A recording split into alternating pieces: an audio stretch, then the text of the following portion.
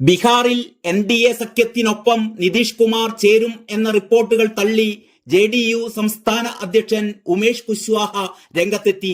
ബീഹാറിൽ NDAയുടെ മുഖ്യമന്ത്രിയായി നിതീഷ് കുമാർ ഈ വരുന്ന ഞായറാഴ്ച സത്യപ്രതിജ്ഞ ചെയ്യുമെന്നുൾപ്പെടെ ദേശീയ മാധ്യമങ്ങൾ റിപ്പോർട്ട് ചെയ്തതിന് തൊട്ടു പിന്നാലെയാണ് ഇക്കാര്യങ്ങളെല്ലാം നിഷേധിച്ചുകൊണ്ട് JDUവിന്റെ സംസ്ഥാന ഘടകം രംഗത്തെത്തിയിരിക്കുന്നത്. ഇതിനിടെ നിതീഷ് കുമാർ ഇന്ന് രാജ്ഭവനിലെത്തി. രാജ്ഭവനിൽ സാംസ്കാരിക പരിപാടിയിൽ പങ്കെടുക്കാനാണ് അദ്ദേഹം എത്തിച്ചേർന്നത്. BJPയുമായി ചർച്ച നടത്തുന്നു എന്ന റിപ്പോർട്ടുകളിൽ നിതീഷ് കുമാർ ഇതുവരെ പ്രതികരിച്ചിട്ടില്ല. JDU ഇന്ത്യ സഖ്യത്തിൽ തന്നെ തുടരുമെന്നും മറ്റു റിപ്പോർട്ടുകളെല്ലാം അടിസ്ഥാനരഹിതമാണെന്നുമാണ് JDUവിന്റെ ബീഹാർ അധ്യക്ഷൻ ഉമേഷ് കുശ്വാഹ വ്യക്തമാക്കുന്നത്. സഖ്യത്തിന്റെ കാര്യത്തിൽ കോൺഗ്രസ് ആത്മപരിശോധന നടത്തണമെന്നും കൂടി അദ്ദേഹം ആവശ്യപ്പെടുന്നുണ്ട്. വിഷയത്തിൽ പ്രതികരണവുമായി RJDയും രംഗത്തെത്തി. ജനങ്ങളുടെ സംശയം മാറ്റണമെന്നും ഇപ്പോഴത്തെ പ്രചാരണങ്ങളിൽ നിതീഷ് കുമാർ തന്നെ വ്യക്തത വരുത്തണമെന്നും മനോജ് ഝാ MP പറഞ്ഞു. അതേസമയം ഉമേഷ് കുശ്വാഹയുടെ പ്രതികരണത്തിന് പിന്നാലെ ആരുടെ മുന്നിലും വാതിലുകൾ അടച്ചിട്ടില്ല എന്ന പ്രഖ്യാപനവുമായി BJP നേതാവ് സുശീൽ മോദി MPയും രംഗത്തെത്തിയിട്ടുണ്ട്. നിതീഷ് കുമാർ അടക്കം ആരുടെ മുന്നിലും NDAയുടെ വാതിലുകൾ അടച്ചിട്ടില്ല. ഇക്കാര്യത്തിൽ കേന്ദ്ര നേതൃത്വം ഉചിതമായ തീരുമാനം എടുക്കുമെന്നും സുശീൽ മോദി പറഞ്ഞു. BJP ദേശീയ നിർവാഹക സമിതി യോഗം ശനി ഞായർ ദിവസങ്ങളിൽ ബീഹാറിൽ ചേരാൻ തീരുമാനിച്ചിട്ടുണ്ട്. അന്ന് ഇക്കാര്യത്തിൽ അവസാന തീരുമാനം ഉണ്ടാകുമെന്നാണ് നിഗമനം.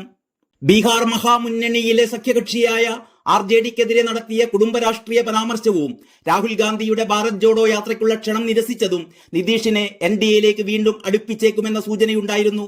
BJP സംസ്ഥാന അധ്യക്ഷൻ സാമ്രാട്ട് ചൌധരിയെ ദേശീയ നേതൃത്വം അടിയന്തരമായി ഡൽഹിക്ക് വിളിച്ചതും ഈ അഭ്യൂഹങ്ങൾ ശക്തമാക്കാനിടയാക്കി. ഇന്ത്യ മുന്നണിയുടെ തിരഞ്ഞെടുപ്പ് തയ്യാറെടുപ്പുകളിൽ വ്യക്തതയില്ലാത്തതിലും പ്രധാനമന്ത്രി സ്ഥാനാർത്ഥിയായി തന്നെ അംഗീകരിക്കാത്തതിലും നിതീഷ് കുമാർ അസ്വസ്ഥനായിരുന്നു.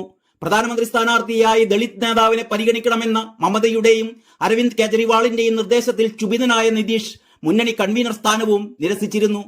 അതേ മമതയും കെജ്രിവാളും ഇപ്പോൾ ഇന്ത്യ മുന്നണിയെ കൈവിട്ട നിലയിലുമാണ്. ഇന്ത്യ മുന്നണി രൂപീകരിക്കാൻ മുൻകൈയെടുത്തത് നിതീഷ് ആയിരുന്നുവല്ലോ. ഇതിന്റെ മറ്റൊരു റിപ്പോർട്ട് കൂടി പുറത്തു വരുന്നുണ്ട്.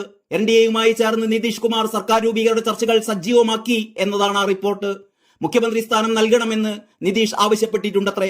2 ഉപമുഖ്യമന്ത്രി സ്ഥാനം BJPക്ക് നൽകാമെന്നും JDU ഫോർമുലയായി മുന്നോട്ട് വെച്ചിട്ടുണ്ട്. നിർണായക ചർച്ചകൾ നടക്കുന്നു എന്ന റിപ്പോർട്ടുകൾക്കിടെ ഞായറാഴ്ച വരെയുള്ള നിതീഷ് കുമാറിന്റെ പൊതുപരിപാടികളെല്ലാം റദ്ദാക്കിയിരിക്കുകയാണ്. ഫോർമുല BJP അംഗീകരിച്ചാൽ NDA സഖ്യത്തിനൊപ്പം JDU ചേരുമെന്നും ഞായറാഴ്ച തന്നെ നിതീഷ് കുമാർ മുഖ്യമന്ത്രിയായി സത്യപ്രതിജ്ഞ ചെയ്യുമെന്നുമാണ് ആ റിപ്പോർട്ടിൽ പറയുന്നത്.